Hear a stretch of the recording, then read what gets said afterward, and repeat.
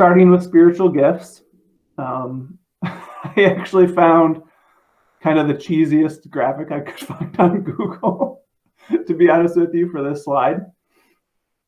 And the reason why I did that is because I want to just kind of share this new way of looking at spiritual gifts that I've learned about over the last couple of years, and help you think about it in a new way, which will help you, I think, identify your unique calling.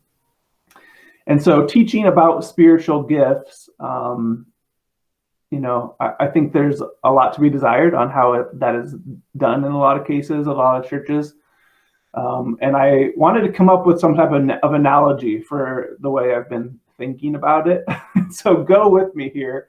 But I'm going to compare teaching about spiritual gifts to teaching about baking. Okay. So the way that teaching about spiritual gifts has been done a lot by a lot of people, including myself. Let me just clarify that. I'm just as guilty as anyone of teaching and leading classes like this, that it's been like teaching about baking a cherry pie. Okay, so you're in a class about learning how to bake, and the teacher lists out all the ingredients that go into a cherry pie. You talk about what those ingredients are, why you need them in the pie. You've got your cherries, your butter, cornstarch, sugar, and egg. You need flour and shortening if you're making the crust from scratch. And at the end, the students will know all about making cherry pies. But what the class was about was baking, not about cherry pies. There was no context about what baking is in general, what it's for, that you can bake whatever you want, or even explaining some of the foundational skills and knowledge that you need in order to bake anything. So I'm going to go on to explain what I mean by that analogy. But I wanted to give you that to paint a little bit of a picture.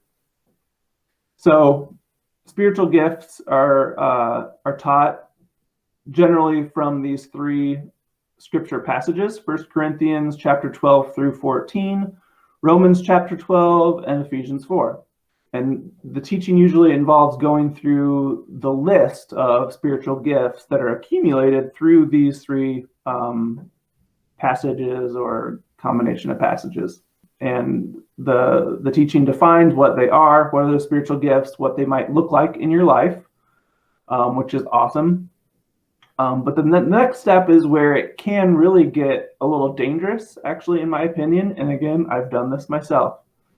A lot of the time, the next step is to show volunteer opportunities with the church where you can use your specific gifts most directly. For example, if you have the mercy or shepherding gift, the care team might be a good place for you to volunteer. Or if you have the hospitality gift, the greeting team might be a good place for you to volunteer. Now, in some situations, in a lot of situations, this is a very appropriate and helpful way to teach about spiritual gifts.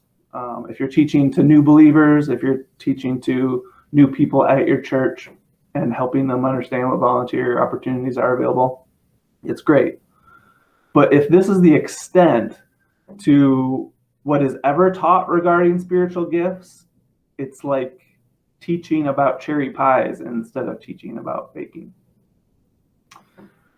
So I'm going to go through a different way to think about spiritual gifts, kind of a bigger picture of what they are and why they are and how you're supposed to use them.